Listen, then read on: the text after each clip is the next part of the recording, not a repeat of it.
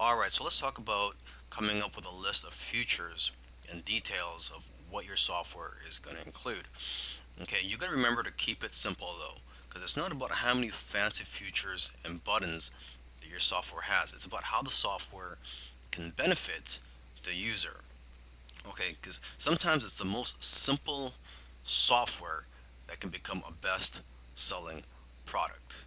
Okay, but before you can approach a software developer, you must have a list of features and details about the software product you plan to create.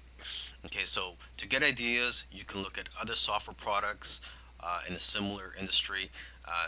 And also, what you can do is go to a website called hotscripts.com.